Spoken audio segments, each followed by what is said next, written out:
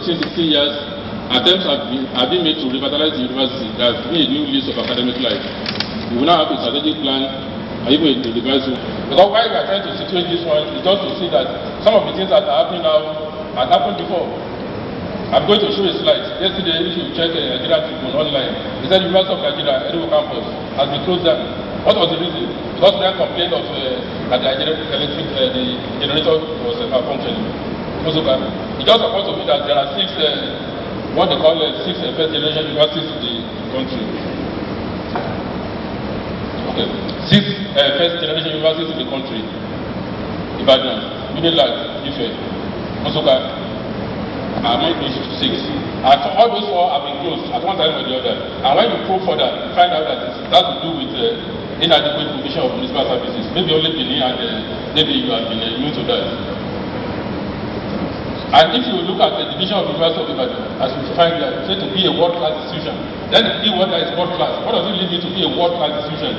It's not just a mere the second session you are supposed to lead us back. Some won't even get accommodation, but now, as we speak, only about a quarter of our students and we guarantee accommodation in the hostels. 8,300 bed spaces for a student population of 29,000 or thereabouts. So it becomes a challenge. As we said, the students are the lifeblood of the university, and that the mark of a truly world-class institution is measured by what graduates do after leaving. So if your graduates are not able to find employment after they have graduated, then it means your university is mediocre. I think the chairman of Council Committee on Security, Professor Lada, told me that Harvard knows that all their graduates are able to find employment. But if Harvard is always closed every other week, then it cannot be a world-class university. And that is the truth of the matter. If students from Polytechnic will come and invade your campus, students from School of Statistics, while their own schools are running under the aegis of the NAT, well for you. Those of us on this side already have employment. Our goal is to train a new generation of leaders who are empowering-led learners that are recognized by employers for their intellectual caliber. They should be able to, we are going to make effort to train them to think critically and reason practically, and able to communicate effectively and work in a team. As you just mentioned in passing that there is no problem about your complaint to your lecturers or the vice chancellor, any member of the management. I think about 2 or 3 weeks ago, one student from the Faculty of Education accosted me to say that normally the Faculty of Education will give them 1 week for their exams, and that 1 week has turned out to be too short. And I said, why not? The first week is for GES. Why can we not say education should do your exams? I mean, the first week instead of only GES, it can be GS and education, while education now continues the second week. So in which case, Faculty of Education students can have 2 weeks for their exams, as against 1 week hitherto. So I mentioned it to the Dean of Education. He said it was in order.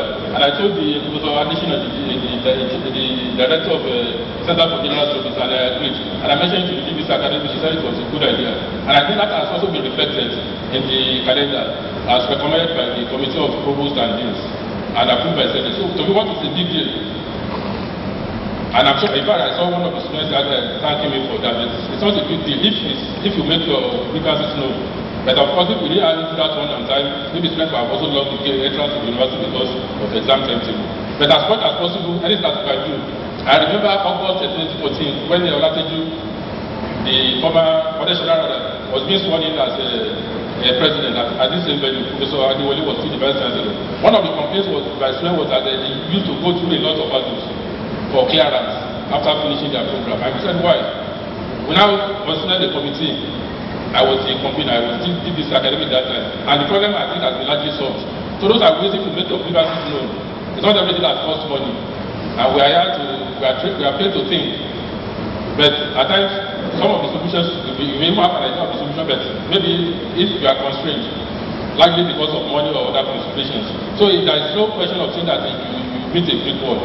But it's not everything that you ask from us that we're able to attend to. But at every occasion that I've come here, we have always challenged our colleagues that why should the lecturer go to the class and say that no student can make first class in my, or no student can score A in my course. We always tell our colleagues, that's not for your consumption. So those are efforts that we make over the years, and it's documented. So total enrollment of students, this is just trying to show that you see from about 19,500 barely 7-8 years ago. It's almost clocking 30,000 now. This was from last year, I think we are in 2016 now. Maybe almost 30,000 students. And like you said, we have only about 8,000 bed spaces. Because as poor as the condition in those states are, people still struggle. At the end of the research, I see how many people contact me that I should give them a note to India or a note to Totapilo. But I said that when you get that, sorry, when you start complaining of lack of electricity, why don't you go outside the campus? And I won't have to further out.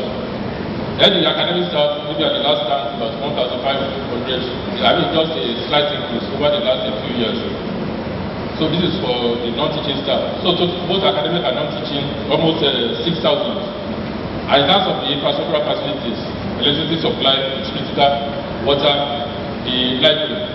And the truth of the matter is, students, I don't think students have ever complained that the library is not the best in the world, and that IT is a problem. It's mainly electricity and water. The air service, then the buildings, then in terms of IT, media service, grants and the environment, roads, open spaces and values, then safety and security, then transportation. Electricity supply. Well, the electricity supply to the university is through the electricity distribution company, through to 33 kV lines to the university's 33 level kV station. That we have about 5 functional generators. Actually, 2 of them have problems with the battery, but we are going to fix them. But if all the generators are functioning, the fuel consumption is about 1,000 liters per hour. I'm sure this is about 160 or 170 now. So if you burn, if all the generators are functioning, then you are talking of almost 170,000 naira per hour. I mean, it's not of business. What you are interested in is having electricity in your hostel. But if when I get the request, I say I approve, because I will say there's no money. So what do we do? Then there are also several generators spread over the campus to support critical services in terms of water supply, the library, department, staff filters. Then there are some inverter and solar panels to complement what we have. The water supply, we have raw water from over there. Then also, I think I've not been pumping from LA for some time now, but that one will be reactivated. Then we have to treat with alum, chlorine, and lime. Then the treated water will be distributed. Also remember that many of these pipes are very old. Then some of the challenges we have with water supply. The first is inadequate production. Maybe during the rainy season, it will not be too much of a problem. And that the existing water plant can only produce about 6 million liters on the 24-hour non-stop operations per day. So it means if we want it to function 24 hours non-stop, it means we need an alternative backup power supply. But even at that, the water demand is close to 30 million liters. So at the best of time, you can just guarantee less than 50%. Then the second water treatment plant is almost ready. Then there are other challenges, including inadequate storage capacity. Then enhancing the efficiency of the existing plant and getting all the pumps and the panels working with 100% backup. Because all of us as scholars, we need to be aware that some of these things, it's not just like magic. It's not that somebody will just say, let's have the water in the wall and the water will start flowing here. You have to make a conscious effort. It's not just good intentions will not be enough. And if there is a transformer somewhere that is involved, then the section of the university or even the particular hall may turn out that there will be a metal block. I don't know, maybe there are 4 blocks. There is a problem in one particular block. Even that the student of the metal block who wrote to this that in his room is not had electricity for maybe 6 weeks. I think I sent the memo to the rest of the work. Then looking at the sources of income, the first one is from government. What is the federal government university?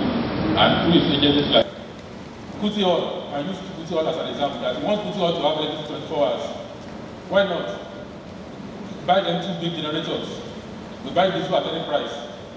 But there's no free lunch anywhere. Not even in free time. Someone has to pay for it. Then some of the strategies, a few weeks ago we had an audience with the Minister of Education, and just to continue with the earlier discussions between the university and the German company for a solar farm, 10 megawatts solar farm that I called it. So we think if and when that one comes to is in place, that will solve most of our energy problems. The idea is to make UI and EDU as a pilot And if the experiment is successful, can then be extended to other federal universities in the country. Then if we are lucky, we are connected to the 132 kV feeder, just like a Unilab. Because you also know that some of my friends, whom I also met last night, they told me last year that electricity is far more stable in Unilab than UL. That they went there for a conference, electricity was far stable, more stable. But you also know that about 2 months ago, that Unilab that is supposed to be our model, in terms of electricity supply, they were also closed. And the cross of the matter was also inadequate power supply, among other reasons. That can always be added on, but the cross of the matter, electricity. If there was also electricity in December, January. Then we need a phase program of replacing the aging cables. We are not here to lament, but you need to also understand where we are coming from, that there are problems. That is the essence. It's not to say that complaint. Then what is the way forward? Then we complement with inverter and the solar cells. Then this can be done by direct labor, using the in-house experts. Then we can also use energy saving equipment. We have set up a committee chaired by the Professor of Economics and the Director of the Center for Petroleum Energy Economics and Law, Professor Adeleke, to help us look at, to develop an energy policy for the institution. Because we need to save costs and make life more bearable. Because if you spend 4 years, 5 years, or even 6 years, as the case may be, and you live with a very bad experience, then you will never like to come back to this place. That is the truth. In the UK, it's almost a foregone conclusion. All financial students, they have to assess each university. What has been your experience over the first 4 or 5 years of your stay? And they publish it. So students now use that one as a basis for selecting. If university, I met a lady who told me that she has a set of twins. They applied to 2 different universities. And one of them had a very nasty experience in our university, while the other one had a very good experience. So these are issues that we need to relate with. But there are constraints in our environment which we need to also attack. Then we said that we need to improve the energy efficiency of our buildings. Then we need multidisciplinary research into renewable energy resources. God will say, okay, you have the Department of Electrical Engineering, Faculty of Technology, Department of Physics, Faculty of Science. What are they doing? It's not as if people are not working, but some of these things, it takes a lot of time. Even if they come up with a useful research result, it needs time and even money to scale it up.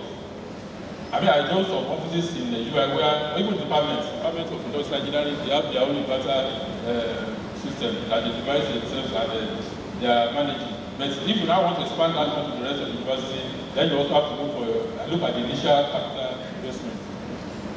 I said there are already some encouraging results.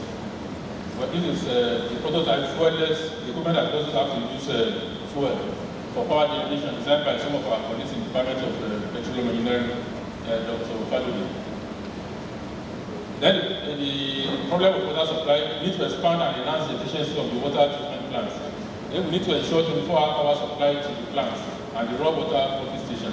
Then this can be complemented with boreholes. Since you were sent home, we have engaged a consultant. Look at all the boreholes in the halls, about 43 or 44 of them. So we have a report. I think the report was submitted only last Friday. Some of them maybe is the pump that is faulty, or some have issues with backfilling and all that. So we have an idea of the problem with most of them. And then it said, and I think some also have as many as 5 boreholes. All of them will not be functioning well. So these are issues that we need to look at to complement the one we are pumping to. Because, like I mentioned, some students told me from India that I should come to India around 5 p.m. I will see the way students are struggling. The girls are struggling to fetch water against the following morning. So to me, it's not acceptable for students to be scrambling for water. We should make water available to them. But it's not just that by wishful thinking. We need to go beyond that. So what do we need to do? So we have to put our heads together and solve the problem. And like I said, even when I was here in 1981 in my final year, we were sent home. I mean, that is the truth. What was the problem? No water, no electricity. So it's like nothing has changed. I also read from some of your colleagues, either this week or last week, where he said it's like we keep going circles. So some of these problems are not new. 1980 to 81 up to now, it's about 35, 36 years. So don't you think things have always been rosy? You used to have chicken every Sunday. So the problems have been there for quite some time. So we think we have to think outside the box. Since you were sent home, we have had these 2 committees. The one was chaired by Professor Platinum of the HOD Electrical Engineering. They have submitted the report as to what we need to do. I will just allude to some of them in a short while. Then we also have a consultant to look at the control of 41 calls, not 42. Not the 12 also president. So the report was just given to me on Friday. He said some of the calls require routine maintenance, some have thermic pumps that require elevated water storage facilities. In fact, he said in most of the halls, or practically all of them, we don't have elevated storage facilities. Then we have this parent stakeholders forum on Tuesday last week. This was the one that some of you were trying to read it. Now, what are the resolutions? A few of you were probably there. That government should step up its funding of the university. Like I told you last year, what government gave us to run the university was just 141 million naira. Meanwhile, we needed like 1 billion. So something has to give way. The management of the university should also explore new ways of generating additional funds. Cannot always be depending on the government all the time. So as critical stakeholders, the parents and guardians should consider making donations to the university following the due process. Then the management should also consider negotiation for upward review of fees with all stakeholders. I'm sure that is the one you didn't want to listen to. I just put this one whether you like it or not. So if I didn't include it, it means I would have been editing the communique. There should be a more proactive dissemination of information about funding and expenditure. I think since the beginning of the year, every month we meet with the staff unions and cooperative societies. We let them know what we have received, even though it has not been satisfactory. I mean, members of staff are not ready to listen to our sermons. What is important is to use the money in full, not half. Efforts should be made to ensure that areas of financial leakages are blocked by adopting the necessary checks and balances. Then parents and guardians take more responsibility for the discipline of their words. So you should tell, I mean, not for the parents and guardians, tell your 19-year-old that you should not be insulting someone who has been a senior lecturer before he was born. You can disagree with him. You should not be saying it's a disgrace. Then faculty and staff members should ensure that they are truly in local parentage by engaging students one-on-one.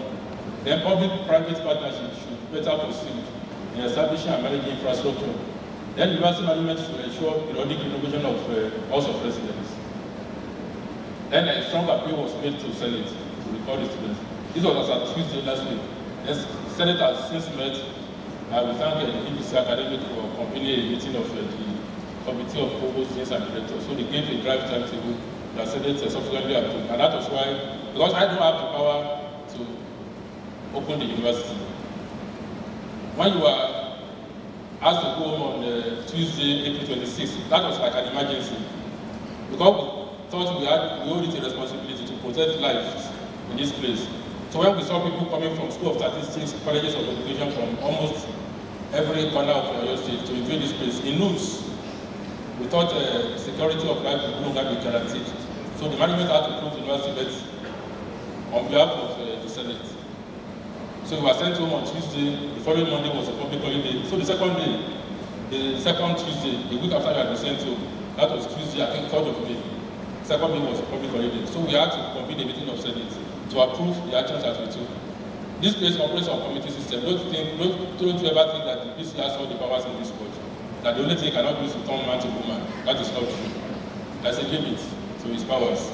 So it was Senate that closed this university for all particular purposes. And it was that same Senate that met last week Thursday to ask me to come back. It fell from yesterday. Well, I just came across this one yesterday. That the campus of UNM shut down over students on violent protest. Look at it. The main reason, epileptic power supply. Further checks, I just copied this one from Tribune Online. Further checks revealed that the crisis has completed the closure of the campus. Began over a week ago when the student union locked up the classes, insisting that classes should not continue until the authorities fix the electricity generator in the campus. So we are providing leadership for them in this regard. They are copying you. Then what can we promise in terms of provision of water and electricity? We try to ensure a minimum of 4 hours of electric generation to student halls, 7 p.m. to 11 p.m. each day. In the event of outage, that's in the event. It's not every time that the public power supply will not work. Then we ensure that, because we don't want to overpromise and under-deliver. That is the truth. There's no point, I cannot promise you 24-hour power supply. I cannot promise you 24-hour power supply. I will be asking the director of works is around. The engineer is around. Look, Ojilabi. I told him to go. Engineer Ojilabi is not here. Okay, because I met with him yesterday. Then overnight generation of electricity using the mobile generating sets at the system. Because we have realized that you are starting your exams soon. So we are going to make the mobile generators available. And there will be adequate communication between the student representatives and the units of the university that are serving with the responsibility of providing these facilities. Then there will also be follow-up meetings with student representatives to work out the details of the arrangements that are being put in place in order to achieve optimum results. Like I said, for all of us as a staff, it has been very painful for you to have been sent home for, even for one day. What can you do in a situation where on Monday there was a crisis, we were driving people out of the campus. The second day, it was almost turning violent. Professor Uzel, the former Vice Chancellor of LASU, was driven out of his class where he was administering tests. And he's not a rabble rouser, he cannot be telling lies. So we felt we could no longer guarantee security of that. That was why we were sent home, painfully as it was. So we just think that you need to cooperate with us. There are channels of communication. And it's not every time that we have the opportunity to see the Vice Chancellor. The Vice Chancellor is also busy. He doesn't have more than 24 hours in a day. That's why in your department, you have head of department. It's not even every time in the department that everything has to get to your head of department. You have level coordinators, you have a collaborative coordinator, and if you are a PD student, there is a PD coordinator. Unless there are issues that you think they cannot attend to that, then approach your head of department. And if it's in the hall, you have the assistant coordinator, you have coordinates. And if you think there are issues, then you have the deputy dean of students, you have the dean of students. As well, the dean of students will have as well the vice chancellor as a professor. I mean, what you need to do, the basic qualification for you to be a vice chancellor is a professor. So, for our because I'm sure there are some of his classmates who are now the vice chancellor of elsewhere. So, once you have discussed with the dean of students, then there's no reason insisting that you want to see the vice chancellor. And if you want to see me, why not? If I'm available. Well, we are just saying that the general team that we want to make a world-class university. And what we need to do in this respect is to target global universities. And if it's just business as usual, then we decline. Means our revenue will even fall further. And if it's normal growth, it's that we think if all of us are able to put our heads together, then there will always be challenges. But never you think that it's we versus you, that I said staff are my number one priority, and so what? I didn't say student is secondary. I said number 2. And if you have the whole list, there are about 16 items mentioned. Doesn't mean that number 16 is even subsidiary to number 1. Second is not the same thing as secondary. But I know some lecturers who lost out in the businesses that are penetrating some of you. What we see what to put on their Facebook, we know the language. So these are issues. Don't let people use you. Their own children are not found among the crowd. So if there are issues, this was shown there last week, that there is no choice. The world is moving fast, with or without us. So we need to move with the rest of the world, move ahead of the rest of the world. So what I'd like for you is to wish you success in your first semester examinations, which begins 4th of July. Thank you.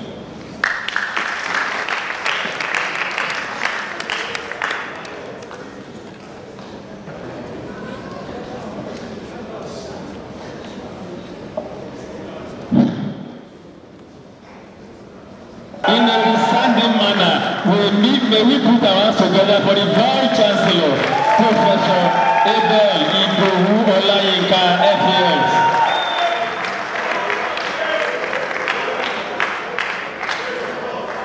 Now, to the interactive session with our intelligent students.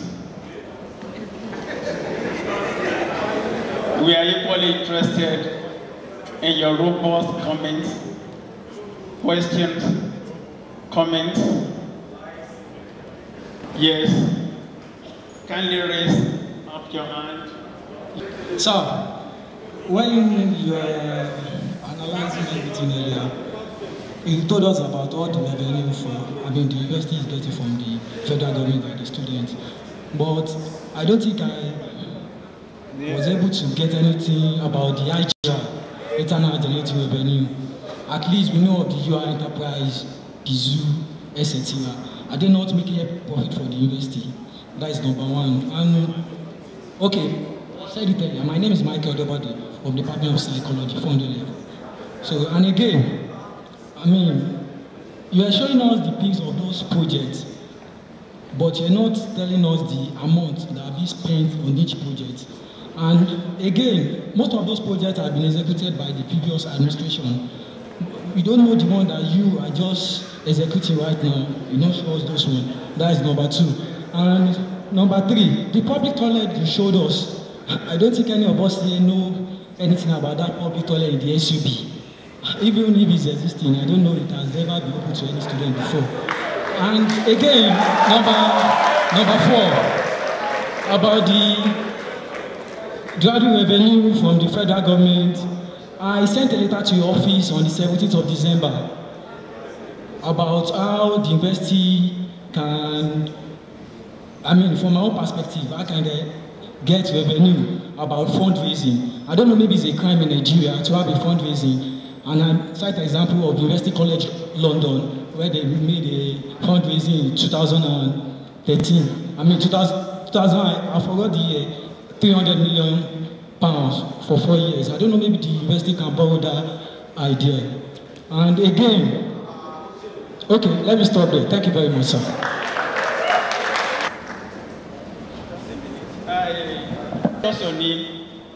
If you acknowledge and appreciate any idea, we clap. But don't. I'm Akinwade Kazim Abiodun, President, Nigerian University Education Student Association, Faculty of Education, University of Ibadan. The Vice Chancellor, sir, other members of the University Management, the outgoing Student Union President, the incoming Student Union President, Council of Faculty President, all chairpersons, all protocols duly acknowledged. Sir, I would like to appreciate you and thank you very much on behalf of all educators for the 2 weeks examination. When the lecture was going on, or when the presentation was going on, I noted that you only talk about electricity generation or supply between the hours of 7 to 11 p.m. in the night. I was like, what will happen to the faculties during the lecture periods? I want you to brief us, sir, on the state of electricity to the faculties during lecture periods. Also, the last person spoke about the fees being charged at the zoological garden. We were like, being a UI, at least there should be an exception for us. We shouldn't have to be paying what people coming from outside are also paying. I can imagine a UI paying 500 naira, the same fee that an average person coming from outside still be paying. Thank you very much, sir. Thank you, sir. Permit me to stand on the existing protocol. My name is Boniface James, a representative of the Great Nnamdi Azikiwe. Well, my question, sir, is going by the number of what you gave to us, the number of facility on ground remained the same or stagnant. But from the last admission process, we saw that the number of our students admitted were increased. I don't know if maybe they were increased in order to generate internal revenue for the school, going by the facility on ground, accommodation and everything, which eventually led to things that affected us in terms of the student welfareism. Or is it that they were admitted pending or with the hope that facilities should be upgraded or increased to meet up with the increased admission? Thank you. My name is Raman Damola Ibim from the Department of Political Science. Sir, I have an issue. My dad is an Oyo State worker and he has not been paid for the past 5 months. Also my mom. And at the beginning of the semester, I applied for accommodation and I was given. I paid 14,000 naira in my dues. After that, 3 days later, I wanted to do my registration and the porters on duty told me that I can't, that the room has been occupied. Till today, I don't have a room. I stay after Loyola. It's very far and I have to go and come back every day. And I've paid. and my room has not been given to me. Thank you very much. Yeah, all protocol duly observed. I am Valentine, Faculty of Law, 300 level. Vice Chancellor, with due respect, when we were talking, you did mention of the fact that we still need additional funding, which will be gotten via internal generated revenue. As a matter of fact, we understand the fact that health is wealth. When you talked about the infrastructures, and then some of the things that you actually produced as regards the IGR, but then nothing has been said on how to improve the products being manufactured, being produced via this IGR. For instance, the UI bread, the UI water. We talk about additional funds, but we don't talk about the improvement of all what we have already. So please, sir, I wish to know what UI is doing as regards improvement in UI bread and then UI water. Thank you so much. Who is operating the iPad or laptop was the person who gave me the list of all the IGR projects. And you also agreed to the fact that all those projects that are listed, that they were the one that we achieved under the last administration. You know, administration is continuous. And I was also part of the administration, so I can claim part of the credit. And you know, I expect that in the last 6 months that I took, I have started a new building and completed it. I'm not a magician. We started a fundraising, University College London raised 300 million. Great. We can also raise funds, but you know, you can see the gentleman who said his parents are working for the government of Oyo State, and both of them have not been paid. So at times it's often very difficult for us to compare with what happens in UK or US. But I mean, they are best practices. And if somebody has not been paid, I have relatives who also have not been paid. So how can you now ask that person to come and be donating money? But efforts are still being made. I mean, it's an ongoing thing. And since last year, or between last year and now, we know that we now have the Treasury single account. Ordinarily, it's not a bad policy. I also understand that it wasn't a new initiative of the current president. It's just that maybe the previous government didn't have the political will to implement it. And the problem is that we used to keep our money in the commercial banks. Now everything is domiciled with the central bank. And if you add 500 million naira idle fund in the First Bank, I mean, it's giving interest. Then First Bank, I'm using that one as an example. First Bank will then be willing to even assist you for that. I think last year, for example, one of the commercial banks gave the investor about 100 million naira. I mean, the records are there as part of their corporate social responsibility. It's not so much because they love you so much, but because they think they are good customers. But now that all those monies have been transferred to CBN, I mean, they will be output to give us that kind of money this year. CSR. It's okay. And these are the issues. And it's somewhat difficult to compare what happens here. I mean, somebody told me that the endowment fund of Harvard is more than the budget of Nigeria. The endowment fund available to Harvard University is more than the budget of Nigeria. So you cannot be comparing apple and oranges. It's difficult. I mean, these are issues. I met a woman in Ghana who told me that when her daughter was in Columbia University in New York, that she had to take a loan because the tuition fees was like $75,000. Convert $75,000 to Naira. Then I've never seen that kind of money before in my life. The gentleman from the Faculty of Education saw electricity generation from 7 p.m. to 11 p.m. That's what happens to the faculty buildings. I think efforts are being made. And you know, this 7 to 11 is if there is no power supply from the electricity distribution company, it's even cheaper for us to patronize the electricity distribution company if they have than to buy diesel. But we are talking of the fallback position. And the faculty buildings will not also be neglected in the process. And you said in Zoological Garden that you have to pay 500 naira. Well, you know, in life, there's alternative to everything. Even there's alternative to life. So if you think 500 naira is too expensive, then don't go to Zoological Garden. Why must you go there? But we talk to, on the most also, we can talk to them if there are, the director also told me that This is not the first time you are raising it. But why is this? I've never been to the zoological garden for 20-something years. I said, well, do official visit.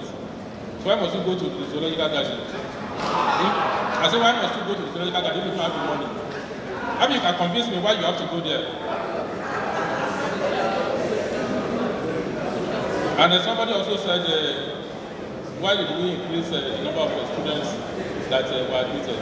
The truth of the matter is that every year, JAMB, they give us permission to admit up to 7,500 new students. 7,500 students. But on our own, we have elected to admit, this current session, I understand, we admitted 4,008 students. 4,008. But that goes in other level now. Let's assume that we admitted only 3,000. Maybe your cousin, who is in other level now, wouldn't have been admitted. Or my nephew, or my niece, wouldn't have been admitted. This current JAMB, when the DBS academic was in Abuja, I think 2 weeks ago, we had about 29,000 candidates who scored 200 and above and made UI their first choice. 29,000. In this 29,000, it's not just me as statistics, also your relatives, my cousins, your nephews. And we won't admit, probably we won't admit up to 4,000. Because some are still going to apply by direct entry. The 4,008 that we admitted for the current session included both UTME and direct entry. So out of the 29,000 who applied to UI for the first choice, maybe they will be lucky if we admit up to 3,500. But if we didn't open the gates to many people, just if UI is a Boko Haram, that we hate a Western civilization, we don't want fellow Nigerians to benefit from university education. You know, that is the dichotomy we have. You find most of the private universities, maybe only 300 students will apply to them for reasons that are best known to you and I. But federal universities, in fact, we are number 7 or number 8 on the league table. I think Ilorin has the highest number of applicants, from what I can see from newspapers. I mean, the Ilorin will admit like 13,000. I'm not even sure they have up to 8,000 bed spaces. But for whatever reason, private hostels, they are thriving at the University of Ilorin. So every year they admit like 13,000 students, while we are just admitting 4. So we are being conservative. And because there is so much pressure.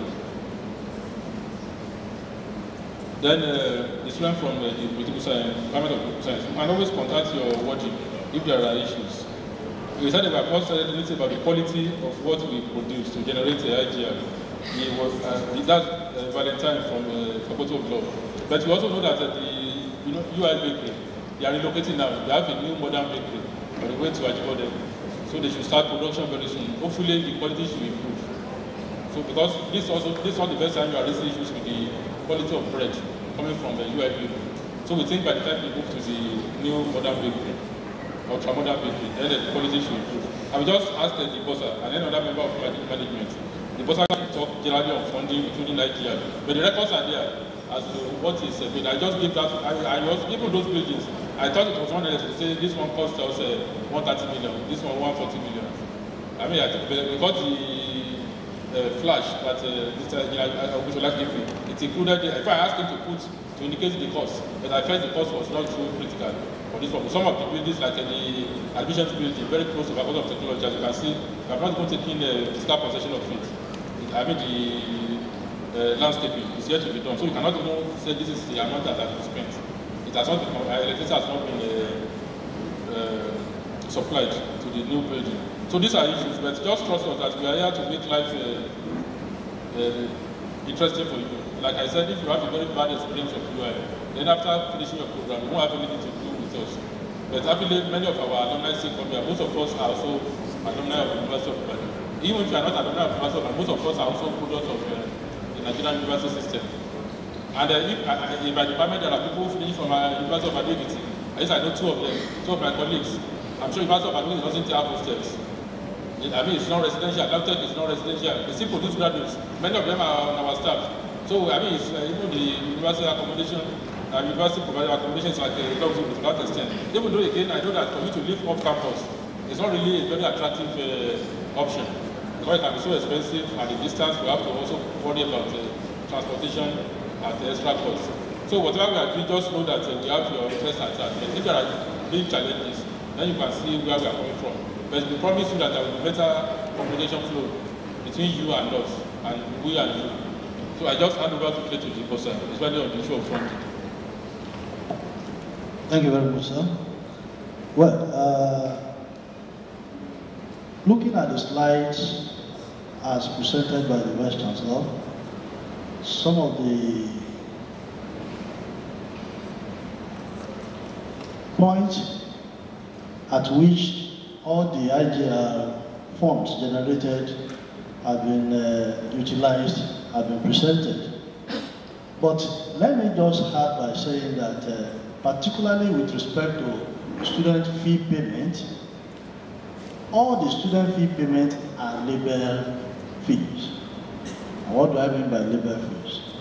Students pay for medical, that goes to JADA to support student medical facilities. Students pay for sport. That also goes to the Sport Council for support of both student sports activities. Students pay for accommodation, and that goes towards the support of the House of Presidents. And that also is partly charged for your electricity consumption in the House of Residents.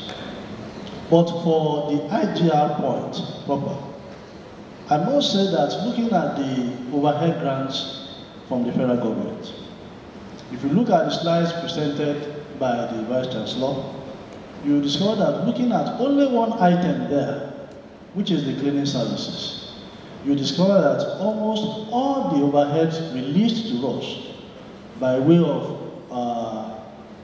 overhead grants could be seen to have matched with the cleaning services. How then do we fund all other overhead points of the university, such as electricity bills, provision of water on campus, payment of tutorial assistance, payment of external examiners' claims, interest to run all other, both academic and non-academic offices, and all other items of expenditure, both for capital and recurrent. When you look at some of the projects that were shown to us on the slides, some of those projects are also funded from the IGR. And I could say categorically here that the totality of the IGR generated by the university from 2011 to 2015 as I will call them. For 2011, we generated 318 million naira, 188,085 naira 44 kobo. For 2012, we generated 835 million, 242,167 naira 97 kobo. 2013, we generated 1 billion, 119 million, 671,709 naira 70 kobo. 2014, we were able to generate 681 million, 164,588 naira 58 kobo. And for 2015, we generated 825 million, 158,940 naira 71 kobo. The summary of our expenditure profile in the university goes to say that if you look at the revenue generated from 2011, it was low. In 2012, it improved. But the truth of the matter, as also highlighted by the Vice Chancellor, is that it can no longer be business as usual. One, it is obvious that looking at the funding of even overhead from the federal government for the period in question, from 2011 to 2015, you will observe that the federal government has been trying to shed weight. In 2011, the overhead grant received from the federal government was 237,743,497 naira 50 kobo.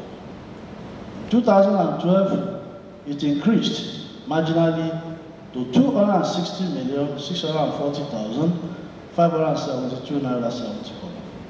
And in 2013, it came down to 250,016,700 naira. In 2014, it drastically came down to 155,299 naira 23 kobo. And in 2015, it further reduced to 141,092,270 naira 94 kobo. We then discovered that the interpretation of this is that more of our IGR points should now be directed towards meeting the university overhead. The other sad story, which has also grossly affected the IGR drive of the university, is the migration of all public sector funds to the Treasury single account. VC has alluded to it. We used to get support from commercial banks, and that is because we have funds with them. That is partly because we also have fixed deposits with them. Most of the IGR points that I highlighted earlier on, the bulk of it is also gone. Because you can only approach a bank that you have funds with for support. Now that we do not have any funds with them, we actually cannot expect any support from them. Therefore, while we went for the budget defense for year 2016, in fact, it was emphasized to us that government will only go to fully fund personnel costs. We pleaded for support on overhead, but we were turned down. That we can only make cases for personnel costs. I will only implore with us. I'm also praying too that the lot of this country will improve. And that once that happens, we should expect that federal government will also look towards the federal institutions for support in terms of our overhead grants. In addition to that, even our capital, once you see so many capital projects going on campuses, you may think that most of them are from the federal government. Well, partly from federal government. I do not have the figures for capital projects here for 2011 to 2015. But what has played out is that in the last 3 years, the federal government has been allocating only 56 million naira to the University of Ibadan for capital projects. And out of those allocations, there is no year in the last 5 years that the federal government has fully funded capital grants. In the last 2 years, 2015, we were giving only 50% of the capital allocation, which was just 26 million. In 2014, we were only giving 60% of the allocated fund for capital projects. And we were also thinking that when they extended the fiscal year for capital project to March 2016, we thought that they would release the outstanding 50% of the capital project to us. But it is not so. Therefore, what we were told was that we should only expect support from TED Fund, particularly with respect to our capital grant. So, we pray that the fortunes of this country will improve. Otherwise, if our IGR keeps dwindling and our overhead keeps falling, then the sustenance, even of the facilities that we have as it were, honestly will keep deteriorating. So we all should be praying for all public sector institutions, particularly those ones that are owned by the federal government. It's either they will allow each school to manage themselves through the introduction, and we cannot run away from it. One of the senators said it while presenting the budget for 2016, Senator Eno, said, well, it has been a propaganda by federal government saying that education will be free at the tertiary level. That very soon, maybe something will be done towards the introduction of tuition. Otherwise, you will discover that this crisis, it is none of your fault. It is not of our fault, it is the fault of funding. And somebody will have to be responsible for the funding. Thank you.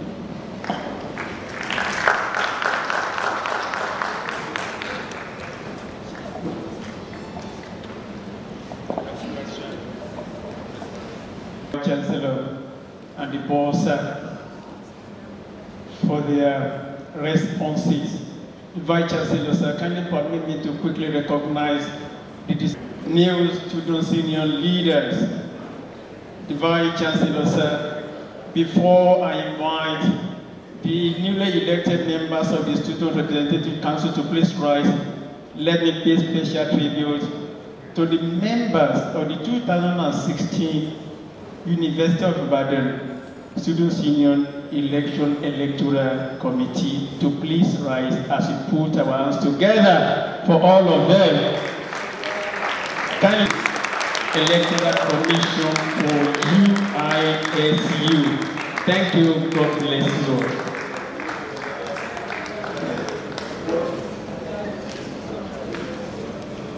Newly elected members of the Students' Representative Council, please rise and come to the forward.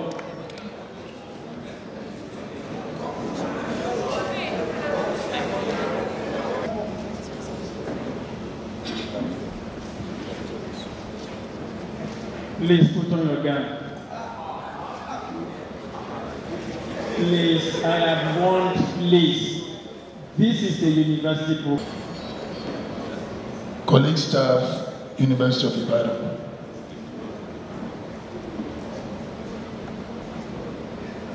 Indefatigable students, University of Ibadan. Ladies and gentlemen, when you were told to put on the academic gowns, I could see some palpitations and trepidations. I'm sure this is not new to you, and I'm sure you know that you have not been arrayed before the SSDC, or the SDC rather. Maybe that is why some of you are just wondering why is it that we are putting on the gown. This is a university program, and I'm sure that you know how important this is. It is very, very important. And it is something that I also want you to note and to take as serious as it is. By the grace of God, you've been congratulated for your election, successful election, into the Students' Representative Council as well as the Students' Union Executive Council. And it is my prayer that the oath you want to swear to now, the Lord will give you the grace to stand up to it. It's very important that you will not go contrary to this. We would administer the oath of office for the members of the Students' Representative Council first, and I therefore request that all the members, the elected members of the Students' Representative Council, please rise.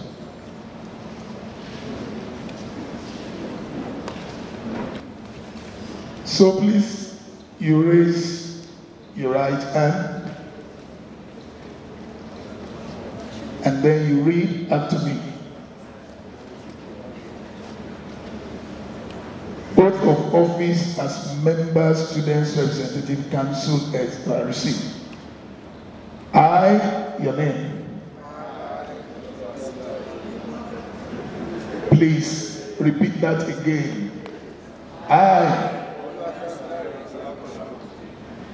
the matriculation number. Elected as, you put your position there, of University of Ibadan Students' Union, do solemnly swear to be loyal and faithful to the Constitution of the University of Ibadan Students' Union, and more importantly, I shall at all times behave responsibly and abide by all the rules and regulations governing the conduct of students of the university. I promise to discharge my constitutional duties faithfully and promote the good name of the university through any legitimate medium and cooperate with organizations whose aims and objectives are acceptable to the Students' Union and the University of Ibadan. I shall be responsible for restitution of any property of the Union and or the University lost or damaged in my custody, and also for any action or inaction taken by me or on my behalf by proxy. So help me God. Congratulations. Shall we put our hands together for them? Contrary to the oath they have sworn to. Congratulations.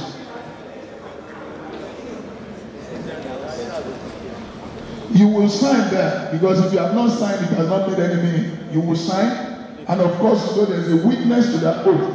And sit down. Thank you.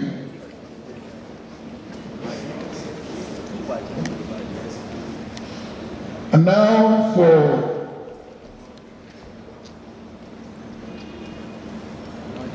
the outgoing president of the Students' Union Executive Council, Mr. Oladimeji Olateju Aliyu, to please step forward and present his valedictory address. Thank you very much. Thank you.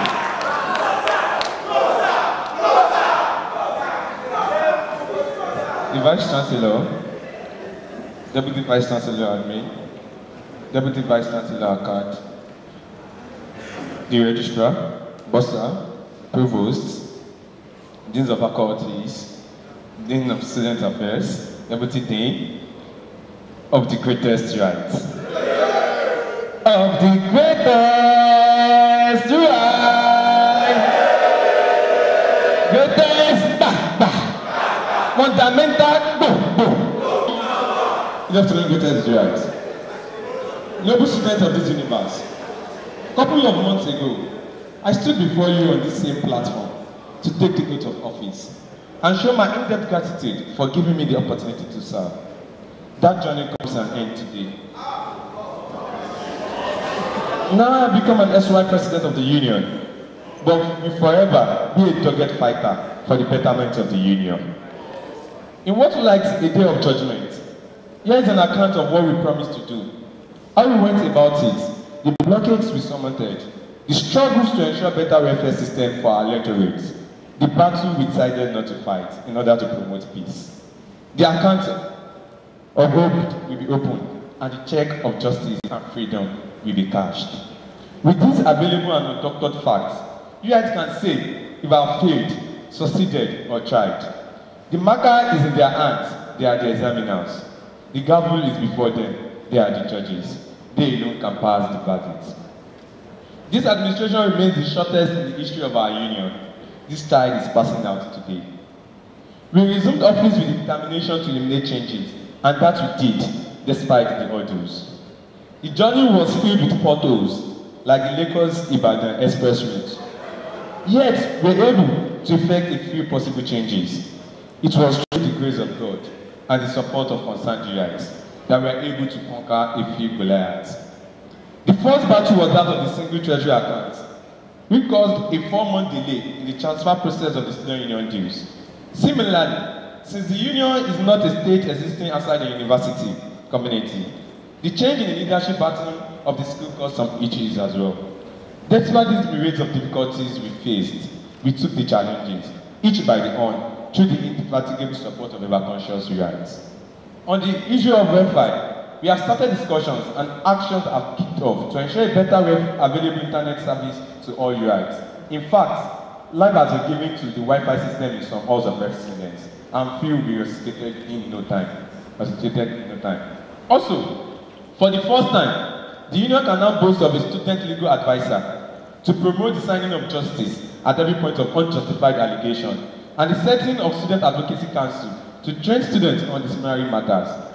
Other sideline accomplishments include the rejuvenation of the Student Union Press, the Union Bulletin, the Outlook. We also facilitated the fumigation in halls of residence, set up Transportation Task Force Committee, and the Meet Your Executive program on Diamond FM. Furthermore, there was a quick response to issues, favorable regulation of price of goods and services, and zero tolerance to exploitation. I could go on counting, but I won't bore you with that. However, it can't go unmentioned that we did our best to promote transparency through the publication of the Student Union account and advertisement of every project we carried out. I must say at this point that when we came on board, we inherited minus 95,000 naira, and as we are leaving the sum of 319,713 naira and 50 cents. Let me say that a comprehensive breakdown of all we did will be published and made available to all rights through the best means possible. These accounts we have given, a few of them are uncompleted projects, we shall be handing over to the incoming executive members. We have done the little we can, we are not giving up, and we shall continue to fly the flag of justice. Once again, it has not been a hurdle, it is a weighty task. This experience will be a long-remembered thing in the history of our union. The glory is not ours alone. The executive arm of the union, the legislative arm, the council of faculty presidents, and all chairmen, and all other formal and informal committees contributed largely to the success of the administration. For all who acted in our favor, we say thank you. For those who have acted against us, we pray the Lord give you a better, lovely mind. In all, we appreciate all you guys for the support they lavished us at every junction of our vision. Before I finally leave the stage, few words for the incoming administration. We are taking the staff at an unfavorable moment.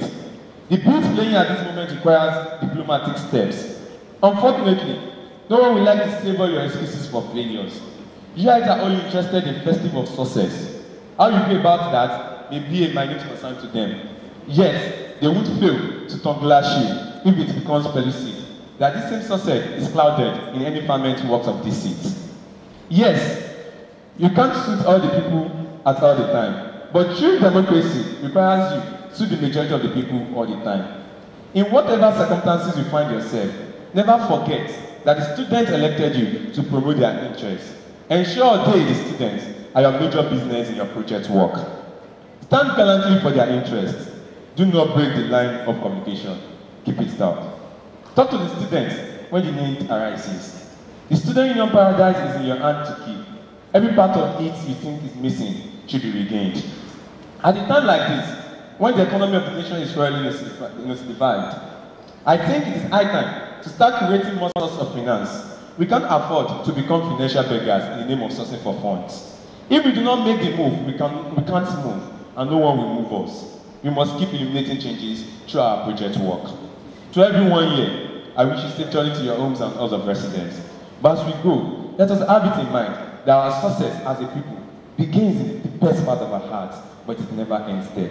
Let us illuminate our mind with positive thoughts and put them into action, for the spot we have reached is only a sketch of where we ought to be. We must keep pressing on. We can't afford to take a reverse. The promised land is only a few steps from where we stand. God bless Federal Government of Nigeria. God bless the University of Ibadan. God bless everyone. Thank you.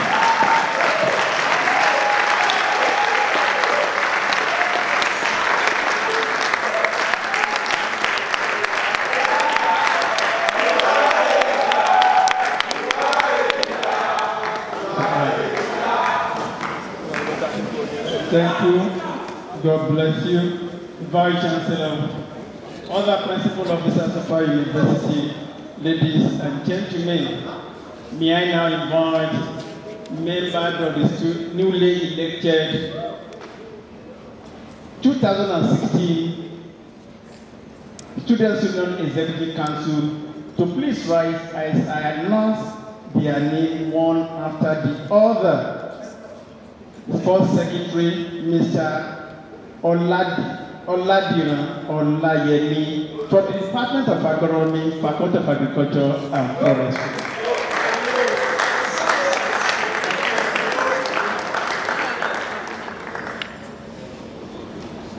The Public Relations Officer, please rise and remain standing.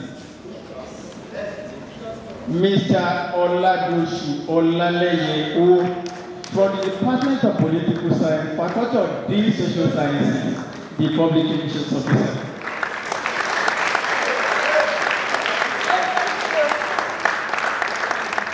The Treasurer, from the Department of Education and Management, Faculty of Education, is Ore Kemi Oluwafemi. Assistant General Secretary, from the Department of Cases, Faculty of Science, Kadri Babaridi.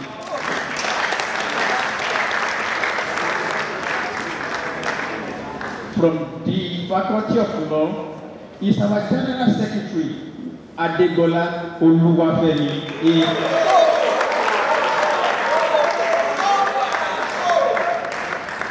The Vice President is from the Department of Communication and Languages, Faculty of Arts, Aderoju Okunsanmi.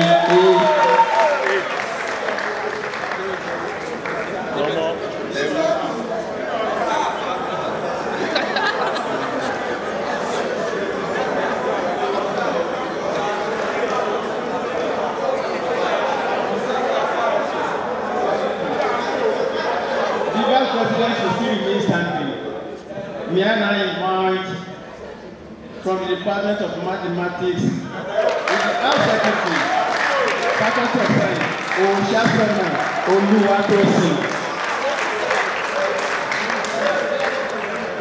And from the Department of Agricultural Economy, Faculty of Agricultural Forestry, is our President, Emmanuel Nivoni.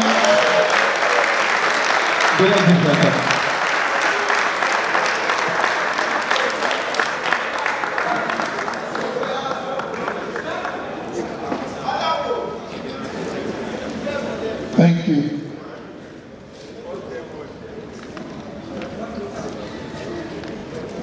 Please raise your right hand up.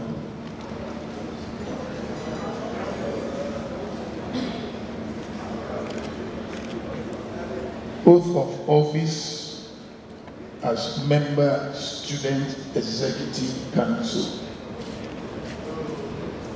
Please repeat after me. I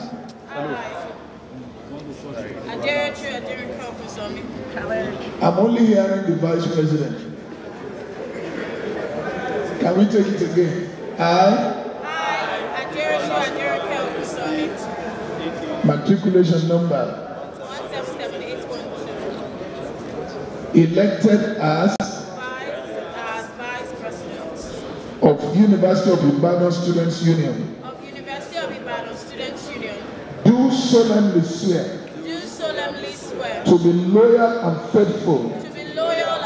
To the Constitution of the University of Ibadan Students Union. To the Constitution of the University of Ibadan Students Union. And more importantly. I shall at all times. Behave responsibly. And abide by all the rules and regulations.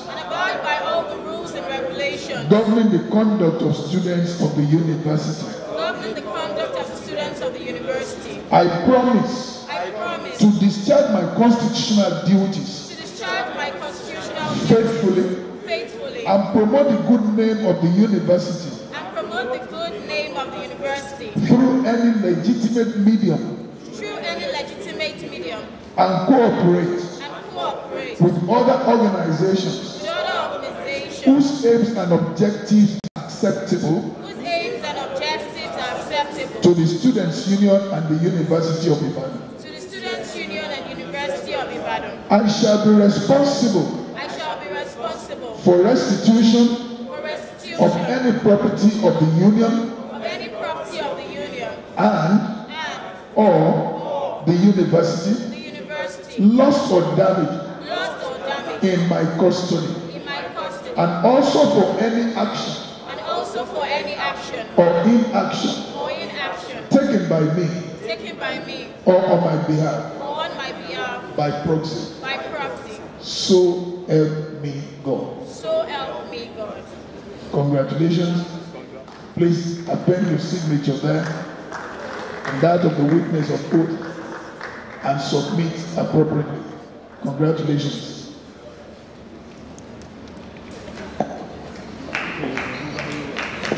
Can we put our hands together for the newly sworn in members of the Students' Union Executive Council, SEC, the Vice Chancellor, sir, distinguished ladies and gentlemen, and I have the singular honor of inviting Mr. Ojo Nifemi to please rise and present his inauguration address, the brand new president.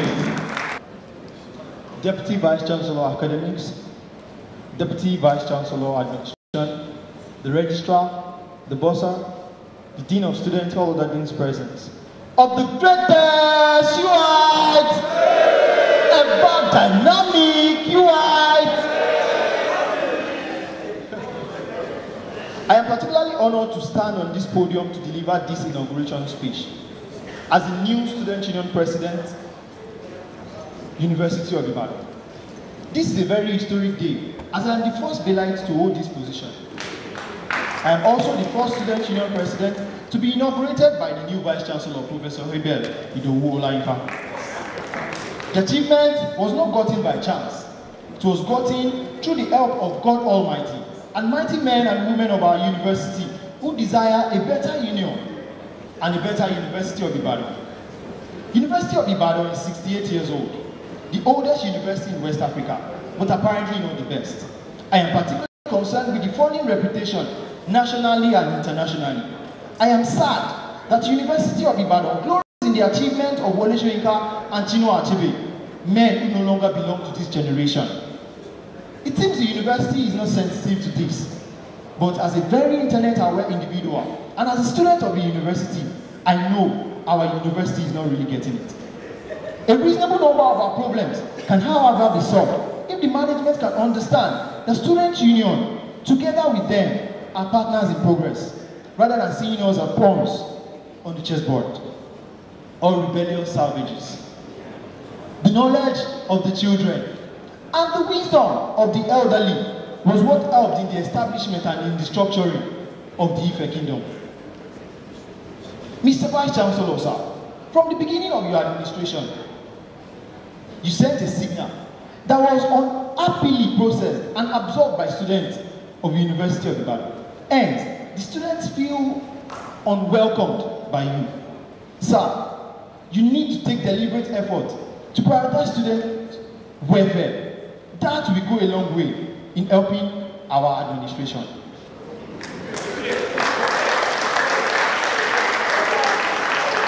Section 14(2)(b) of our Constitution states that the primary aim of every government is the security and welfare of its citizens. One simple question that has always bothered my mind is, why is the management of the University of Ibadan not taking our welfare as priority against all odds?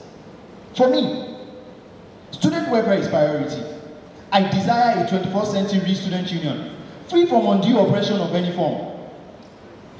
This we will achieve. As it stands in our university, victimization is enough.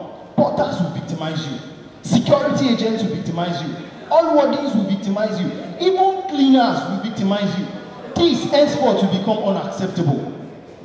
Sir, I urge the university to encourage UI Ventures, the makers of UI Water and UI Bread, not to prioritize profit maximization over the production of good quality consumable. This is University of Ibadan. We are supposed to be an epitome of total quality management. We cannot continue to eat the foam.